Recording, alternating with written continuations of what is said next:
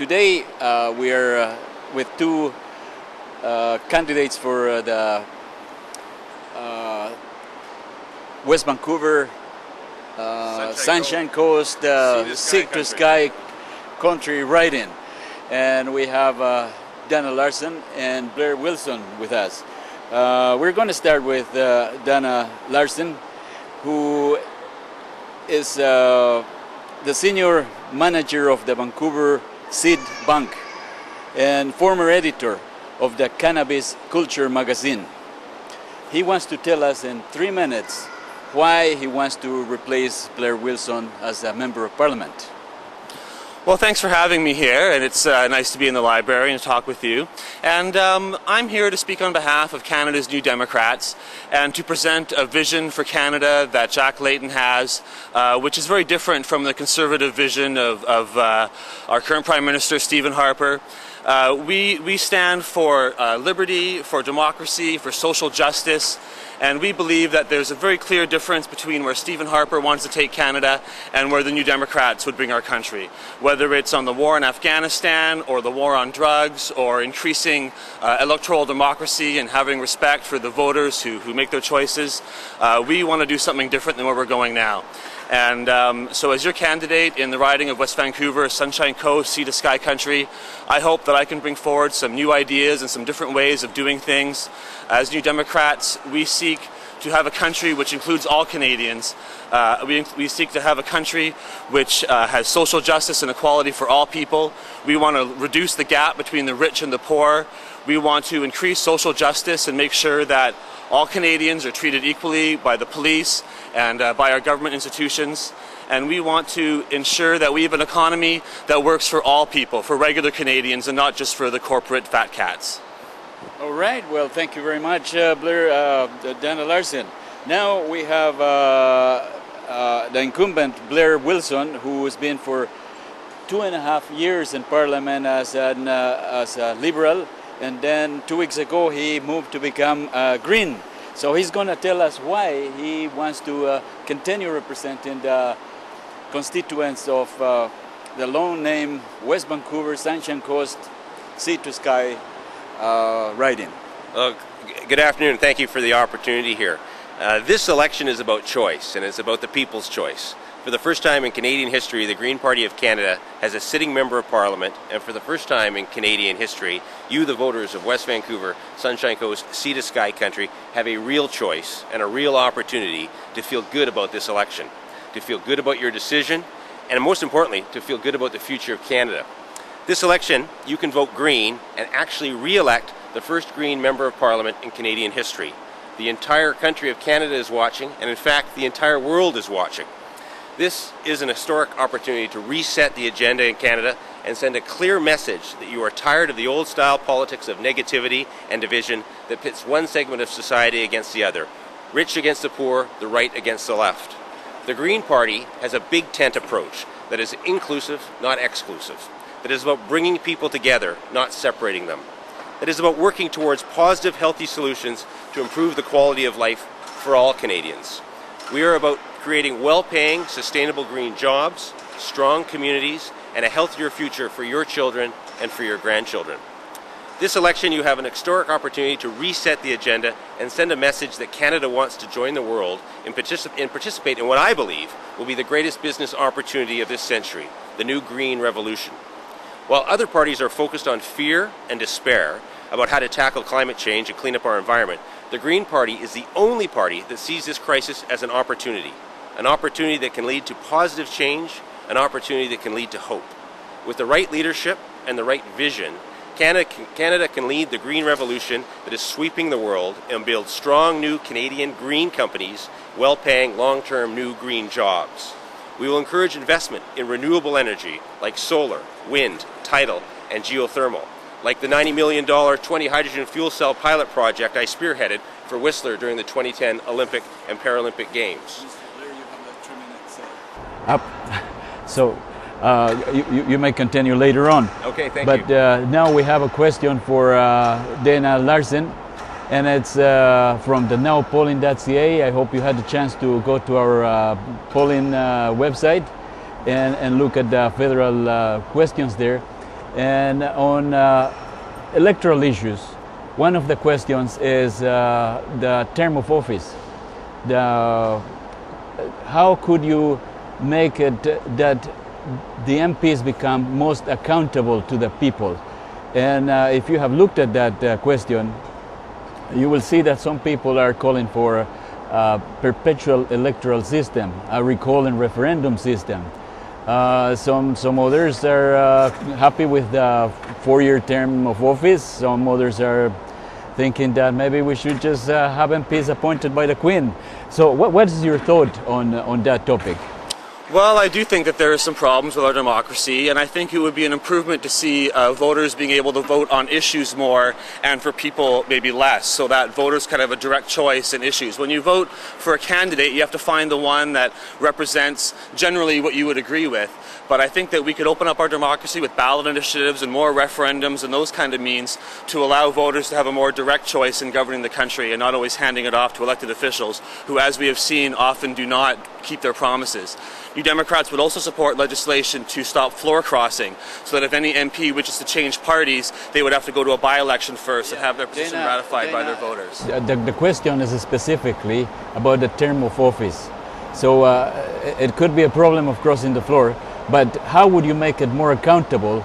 If I give you my vote for 4 years, could I just recall you on halfway, which is addresses the term of office? I would support some sort of recall legislation, but I don't think that's really the ultimate solution. And what you can often get is politicians sort of having to constantly fight these recall battles instead of being able to do their jobs. So I would say if we want to increase democracy, I would lean more towards promoting referendums, ballot initiatives, and stopping floor crossing. One of the referendums could be electing you or de-electing you? Well, no, I agree with that. I mean, that's what an election is, and it's a referendum on the parties that we choose. But I think more direct voting on issues would be a benefit to our democracy. Thank you. The same question, Blair Wilson. Thank you very much. I think the issue that we're talking about here is two issues. One of them is accountability by members of Parliament, and the other one is democracy and the democratic deficit in the House of Commons. Right? It's the same thing, but it's two sides of the same coin. On the one issue, when you talk about democratic deficit, there's a broader issue here. There's how committees are structured in the House of Commons. I sit on the Citizenship and Immigration Committee, and we had a difficulty electing our chair. The Prime Minister of the country gets to appoint the chair of the committees. We should have committees should be run as a democratic system, and the people within those committees should elect their own chair. So you don't have this centralized power at the Prime Minister's office. The other issue with respect to democracy and participation is the fact that this Prime Minister and the Conservatives introduced one of their first pieces of legislation was fixed election dates, and that's their third or fourth promise that they broke, not having that. So your answer to this question would be that we should keep the 4-year fixed term of office. Is that what you're saying? Well, one of the things that we need to do is that has to evolve. I like the 4-year fixed term, but right now with the first past the post system, you've got 1.5 million Green supporters across the country without any representation at all. You have a government in place with only 37.5% of the people voting for them. The vast majority of the people didn't elect this government. Okay, so going back to the question of term of office, which is the issue here. You're saying 4 years term of office is fine with you. You wouldn't like to be recalled mid-term or something like that? Well, in order for government in Canada to function properly, we have a large country, and there has to be a mandate given to the government in power to govern, to bring down a budget and to deliver results. And one way to do that is to have fixed election terms, one way to do that is to have proportionate representation, and one way to do that is to make sure that we've got a stable government in place. So recall and referendum is not your cup of tea? I think there's a better way to address it through proportional representation and through solving the democratic deficit within committees. Proportional representation that does not cut your term of office. Proportional representation does not bring recall, which is what term of office is talking about. No, it doesn't. But if 60% of the population can't elect the government that they want, they don't even need to get to that point of recall because they're not even getting their government of their first choice. Okay, thank you very much. Now, we have an open question. You have seen our nowpolling.ca themes, and is there any of those themes that really strikes you as important and you want to talk about it, or you want to ask your colleague here? No, I'm happy to speak. I looked at your website and there's quite a few interesting topics that are being addressed there and important issues. I wanted to speak a little bit about the war in Afghanistan, which is one of the items that was listed on your site. The New Democrats have strongly opposed our troop presence in Afghanistan. We want to end this failed quagmire and bring our troops home.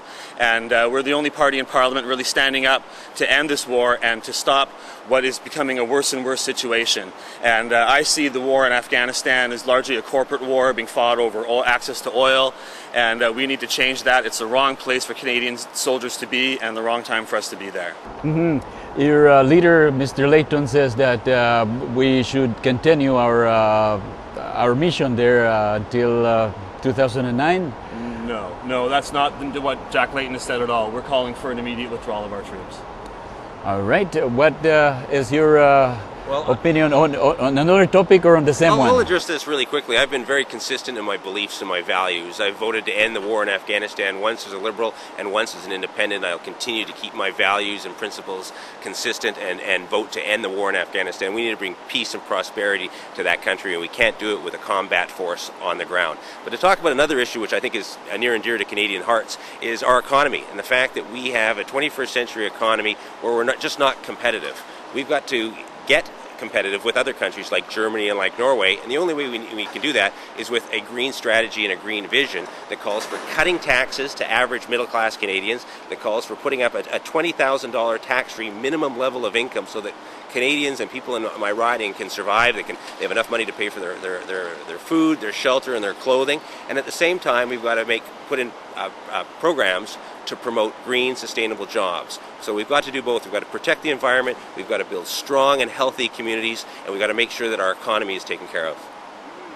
We are a country at war, and it seems to me a little unreal to be concerned about the economy when we are in fact killing people in Afghanistan.